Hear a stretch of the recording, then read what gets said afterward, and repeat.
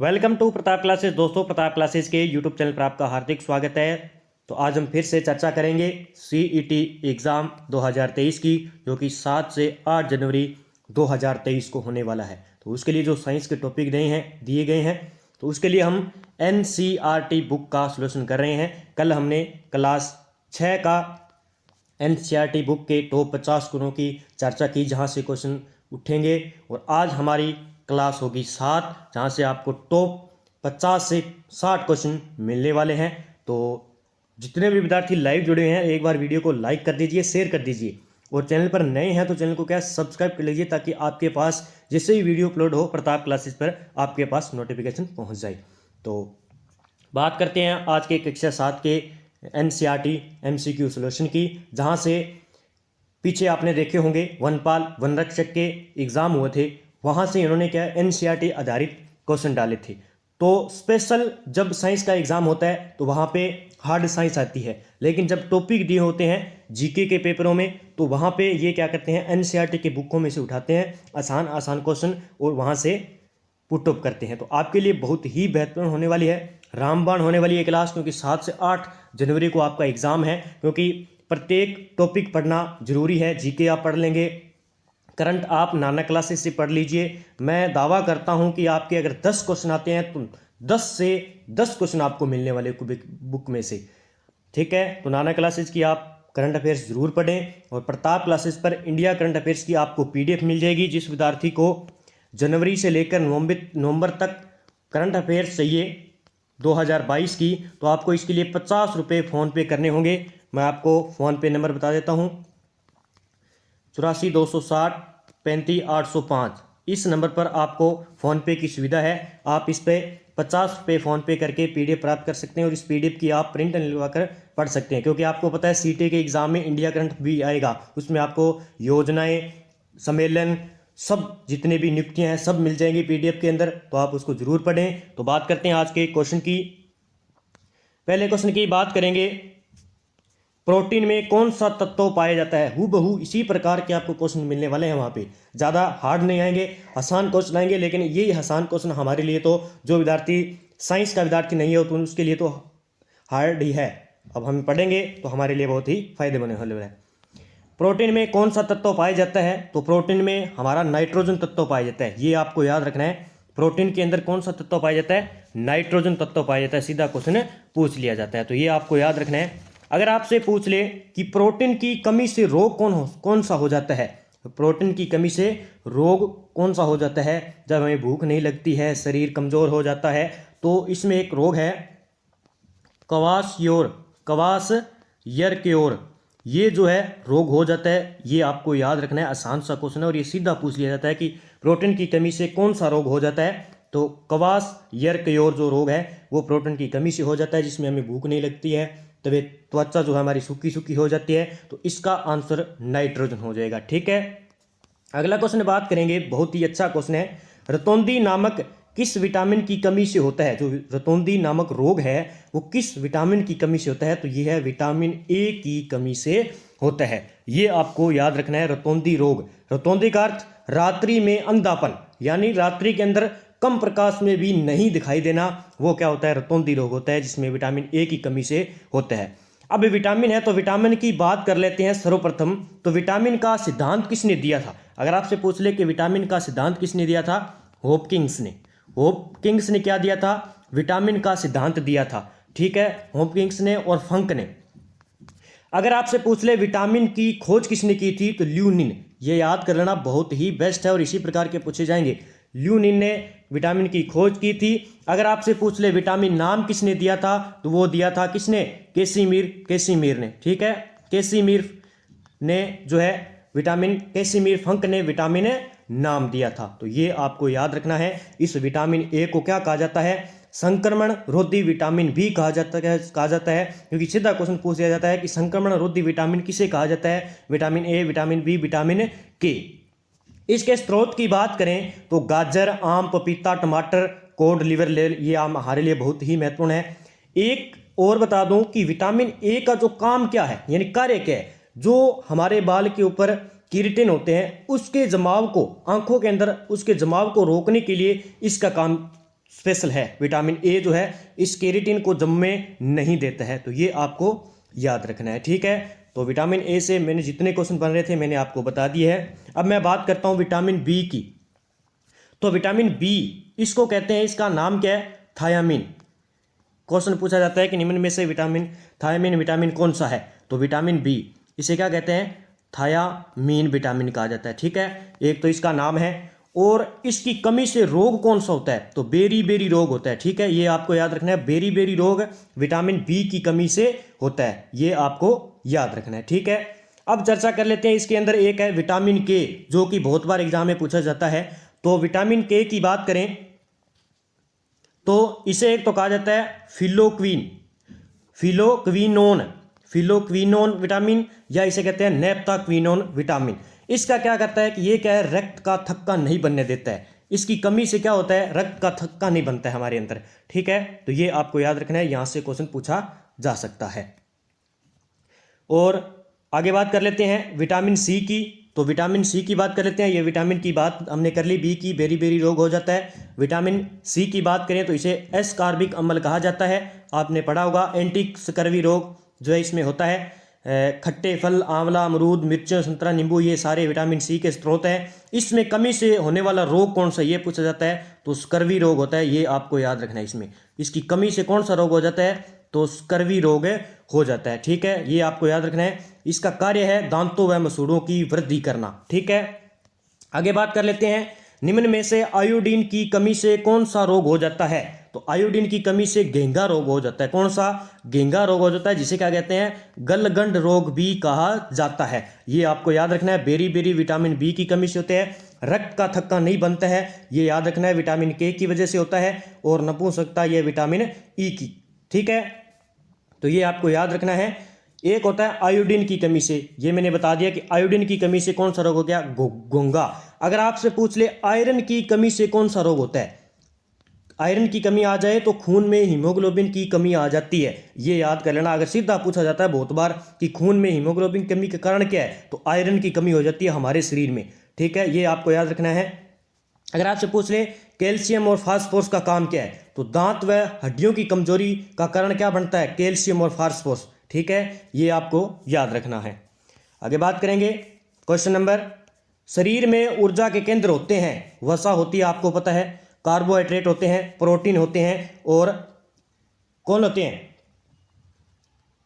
तो ये ऊर्जा का केंद्र वैसे होते तो सारी हैं, लेकिन ऊर्जा का केंद्र कौन काम करता है ऊर्जा का? तो वो वसा काम करती है ऊर्जा का। ये आपको याद रखना। देखिए सारे हैं, लेकिन इसमें इसने पूछा है कि ऊर्जा के केंद्र कौन से है, तो वसा हो जाएगी स्पेशल। ठीक है, आगे बात करेंगे क्वेश्चन की। विटामिन बी की कमी से शरीर में कौन सा रोग हो जाता है? तो मैंने पहले ही बता दिया था, बेरी रोग हो जाता है विटामिन बी की वजह से, जिसे थायामीन कहते हैं। स्कर्वी रोग विटामिन सी की कमी से होता है। रिकेटस रोग, ये बहुत अच्छा क्वेश्चन है और ये पूछा जाता है। तो विटामिन डी की कमी से क्या हो जाता है? रिकेटस रोग हो जाता है। ठीक है, ये याद रखना है। अब मैं आपको बता दूं कि जल में वसा में घुलने वाले विटामिन कौन से थे?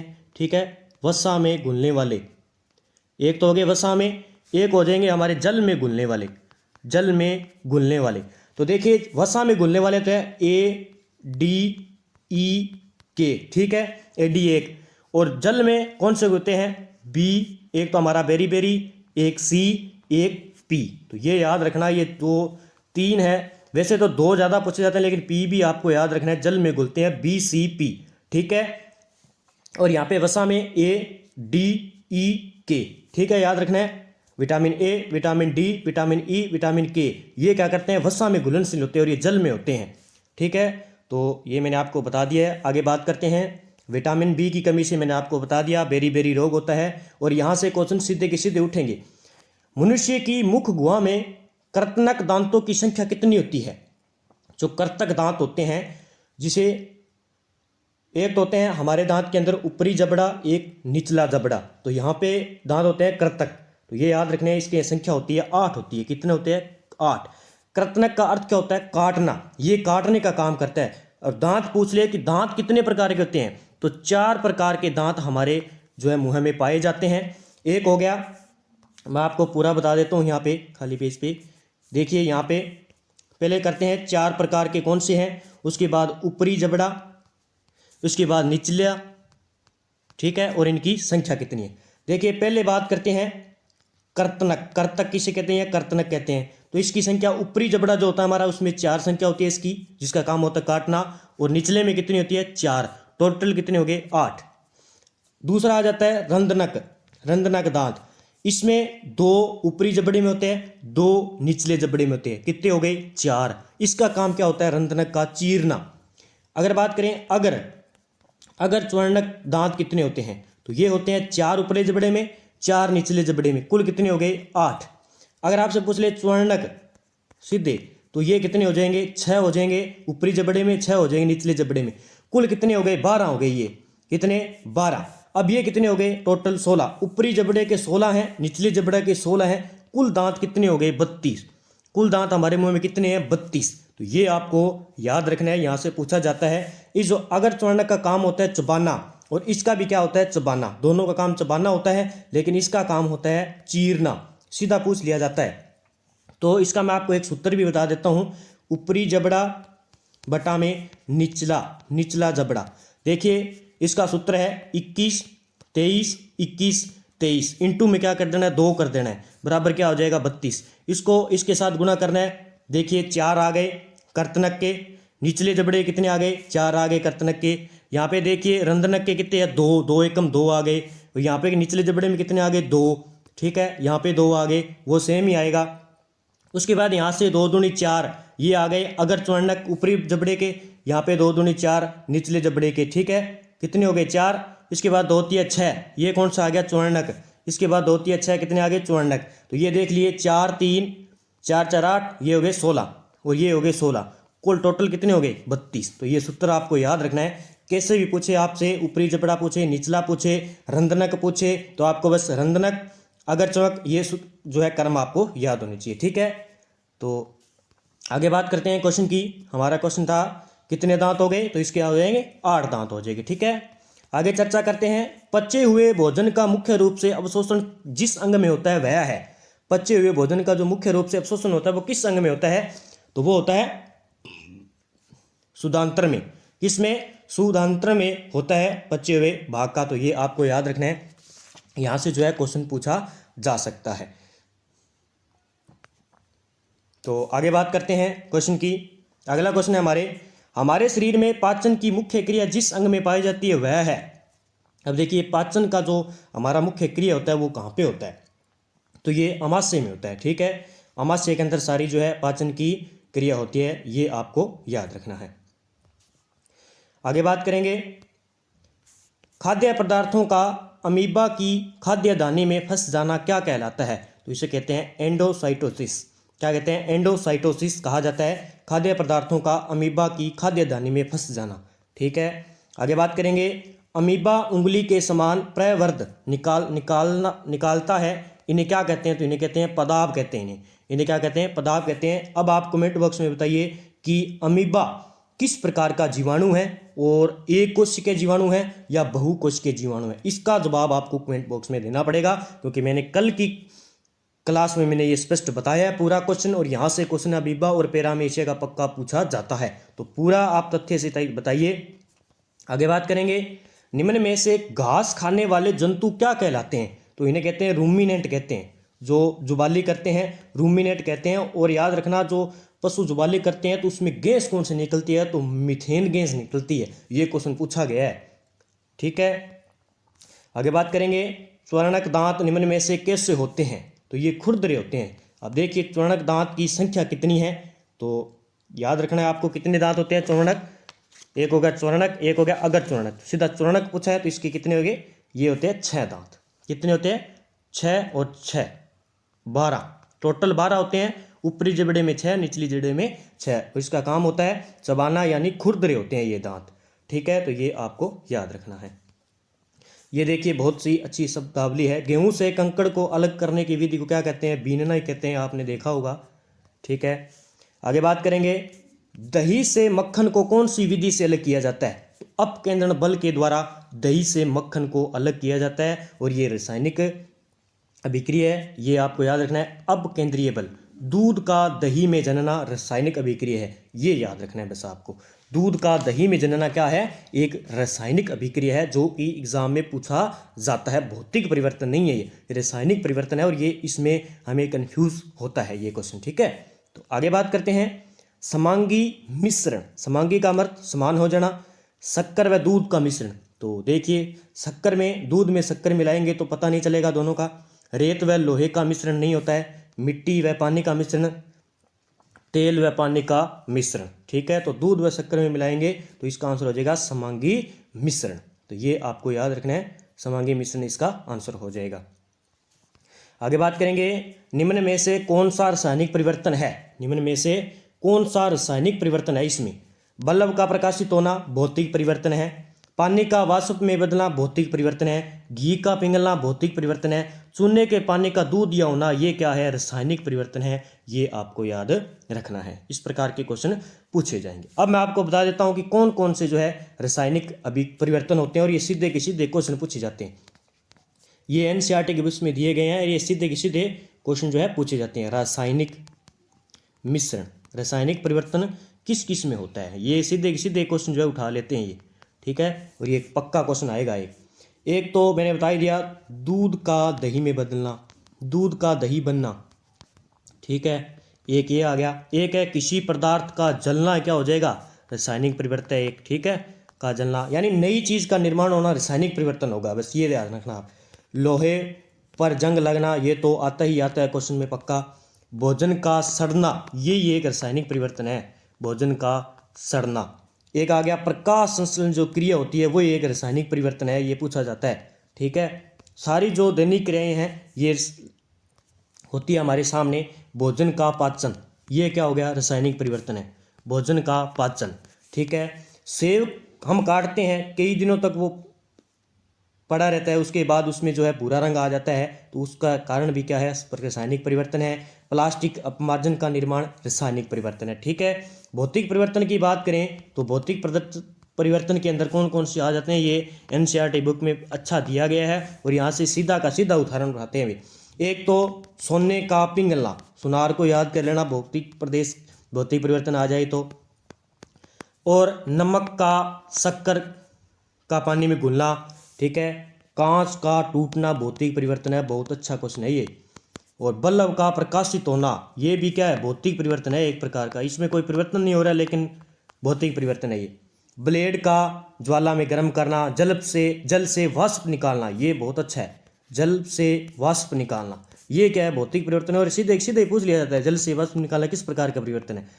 कागज का काटना और बर्फ का पिघलना, ये देखिए ये भौतिक परिवर्तन है, बर्फ का पिघलना, ये रासायनिक नहीं है, भौतिक परिवर्तन है, बर्फ का पिघलना। ठीक है, रबड़ का खींचना आपको पता है भौतिक परिवर्तन है। और क्रिस्टलीकरण भी क्या है, भौतिक परिवर्तन है। तो ये एनसीईआरटी बुक में पूरे दिए गए हैं जो मैंने आपको बता दिए, जहाँ से क्वेश्चन पूछा जाता है, चाहे आप लिख सकते हो चाहे आप पढ़ सकते हो। अगला क्वेश्चन ये आ गया, जंग का रासायनिक सूत्र क्या होता है। जंग का रासायनिक सूत्र है Fe2O3, ये होता है जंग का रासायनिक सूत्र और सीधा सीधा क्वेश्चन पूछ लिया जाता है। आगे बात करेंगे, अनुत्क्रमणीय परिवर्तन होते हैं, ये स्थायी होते हैं अनुत्क्रमणीय परिवर्तन, इसका आंसर 3 हो जाएगा।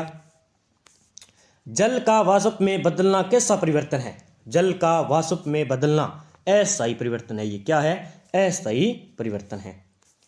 अम्ल धातु के साथ क्रिया करके कौन सी गैस बनाती है, बहुत गजब का क्वेश्चन है। अम्ल जो है धातु के साथ क्रिया करके कौन सी गैस बनाते हैं, तो ये बनाते हैं हाइड्रोजन गैस का निर्माण करते हैं, ये आपको याद रखना है। एक आपको याद रखना है, अम्ल क्या काम करता है, अम्ल काम करता है नीले लिटमस को, नीले को क्या करता है, लाल करता है, ये आपको याद रखना है, नीले लिटमस को लाल करता है, याद रखना।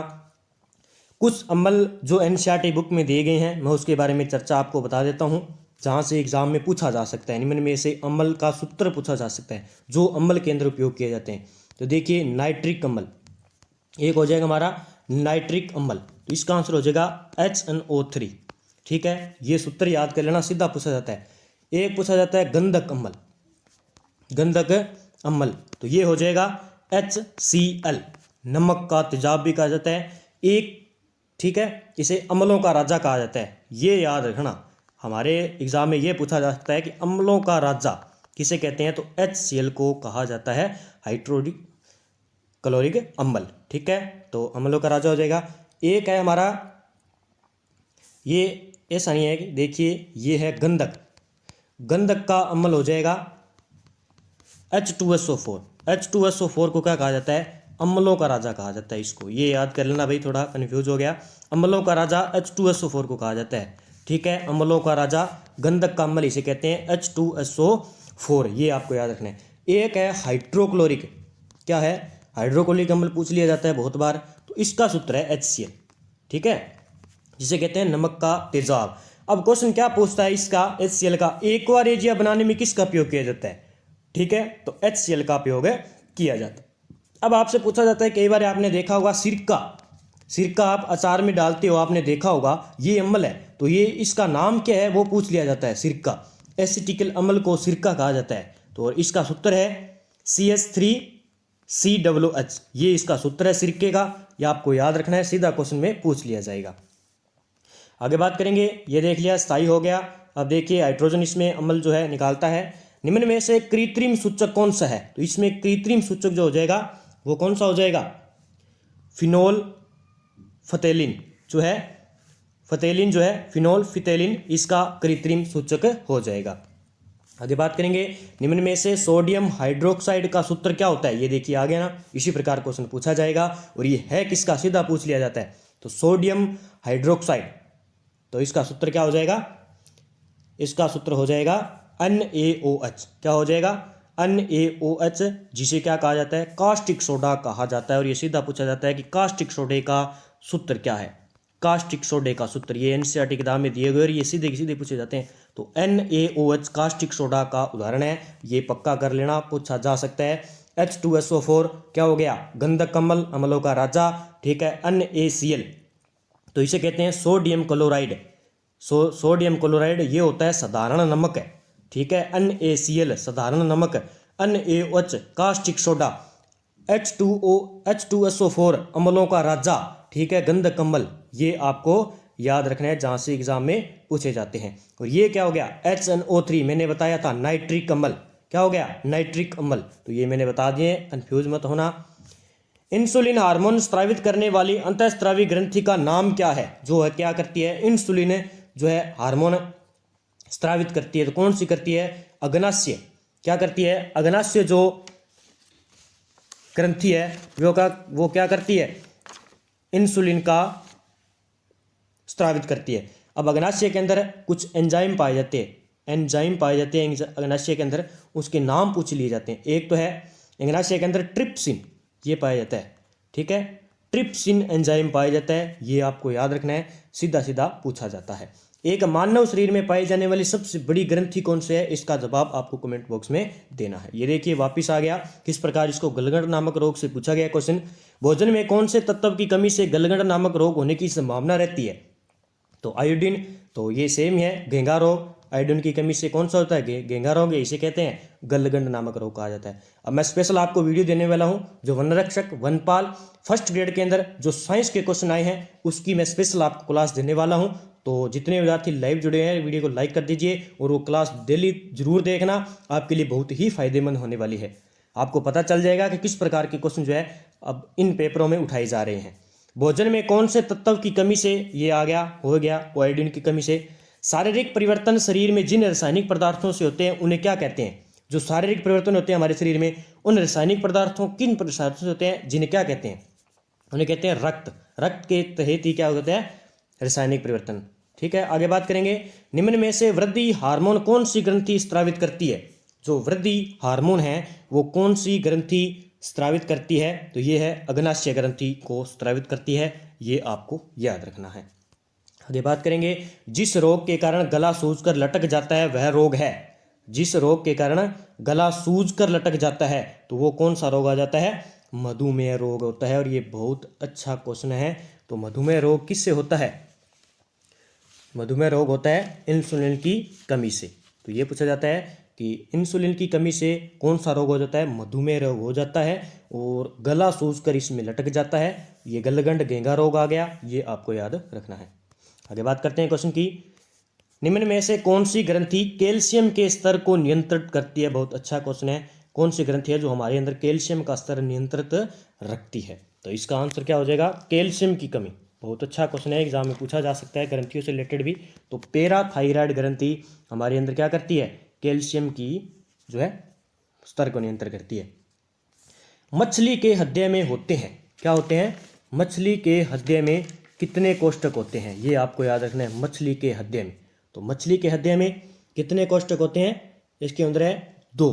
कितने होते हैं, 2। एक तो एक अलिंद, एक नील्य, ये होते हैं 2 ही कोष्ठक होते हैं। अब मैं बाकियों के और आपको बता देता हूँ कि इसमें कौन से कितने होते हैं। देखिए पहले हम बात कर लेते हैं इसमें मछली के अंदर कितने कोष्ठक होते हैं, 2। मेंढक में पूछ लिया जाता है सीधा ही, कितने कोष्ठक होते हैं, कितने हृदय कोष्ठक होते हैं, 3। ठीक है। सर्प में कितने होते हैं, ये एनसीईआरटी बुक में दिया हुआ है, 2। मनुष्य में कितने होते हैं, 4 कोष्ठक आपने पढ़े होंगे। तो ये आपको याद रखना है, ज़्यादातर मछली का याद रखना और मेंढक का ये पूछा जाता है। ये तो हमें पता होता है, मेंढक का 3 होता है, 3, और मछली का 2 ही कोष्ठक होते हैं, एक अलिंद एक नील्य। ठीक है, आगे चर्चा करेंगे। ये हो गया थायराइड ग्रंथि। आर्कियोप्टेरिक्स योजक कड़ी है। आर्कियोप्टेरिक्स जो योजक कड़ी है वो है रेप्टिलिया एवीज के मध्य होती है ये। ठीक है, योजक की कड़ी रेप्टिलिया व एवीज के मध्य। आगे बात करेंगे, उत्परिवर्तन का सिद्धांत किस वैज्ञानिक ने दिया था। तो उत्परिवर्तक का सिद्धांत है ये, तो ये दिया था हवांगो डी ब्रिज ने। हवांगो वी ब्रिज ने क्या दिया था,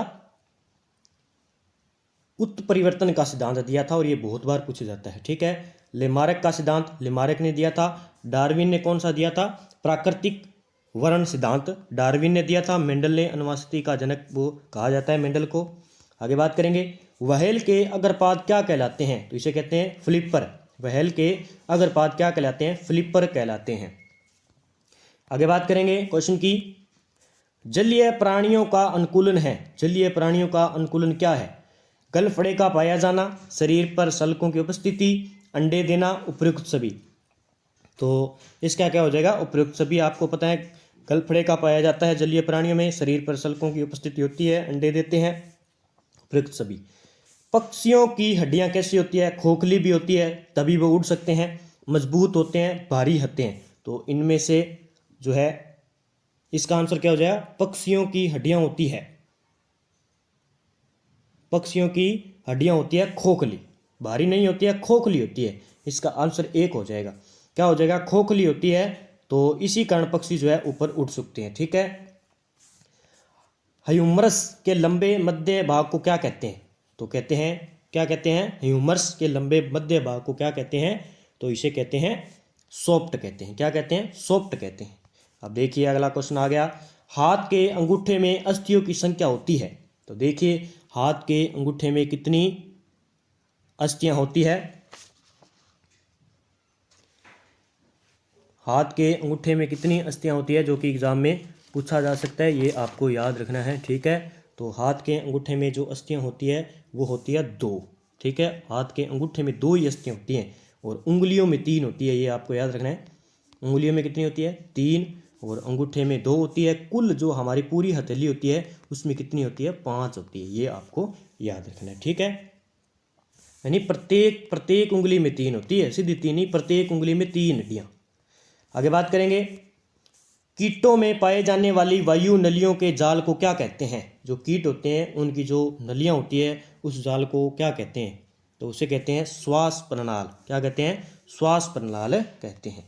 आगे बात करेंगे, निम्न में से नम एवं श्लेष्मीय त्वचा द्वारा श्वसन कौन करता है। बहुत अच्छा क्वेश्चन है, एक तो नम और श्लेष्मा त्वचा द्वारा। तो इसका आंसर हो जाएगा केंचुआ। ये पूछा जाता है, केंचुआ जो है नम व श्लेष्मीय त्वचा का श्वसन करता है। पादपों में गैसों का आदान प्रदान किसके द्वारा होता है।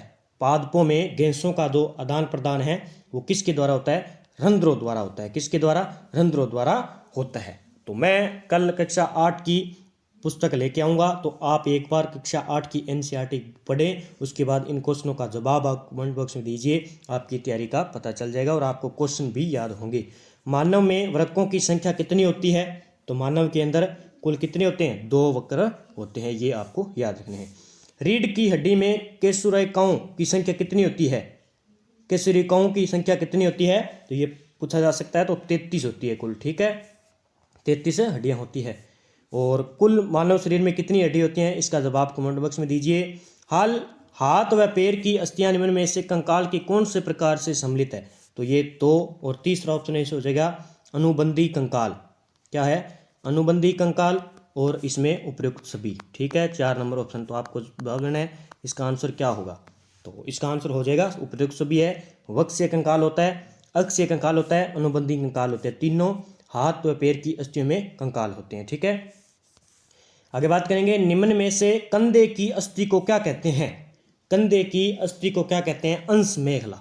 ये आपको याद रखना है, कंधे की अस्थियों को क्या कहते हैं? अंश मेखला कहा जाता है। केंचुआ किस प्रकार की गति करता है? रेंग कर, उछल कर, उड़कर, तैर कर। तो आप बताइए इसका आंसर क्या हो जाएगा? केंचुआ तो रेंग कर। इसका जवाब क्या हो जाएगा? केंचुआ आपने देखा होगा तो रेंगता है। ठीक है, आगे बात करेंगे। द्रव के स्तंभ की ऊंचाई बढ़ने पर दाब होता है। जैसे द्रव का स्तंभ बढ़ गया तो उसकी ऊंचाई बढ़ने पर दाब क्या होगा? क्या होगा? अधिक होगा। ठीक है, आगे बात करेंगे। कमानीदार तुला से मापन होता है। कमानीदार तुला से मापन क्या होता है? भार का होता है। ठीक है, आपने देखा होगा कमानीदार तुला। आगे बात करेंगे। निम्न में से न्यूटन प्रति वर्ग मीटर को कहते हैं, तो किसे कहते हैं? पास्कल। जिसे क्या कहते हैं? दाब।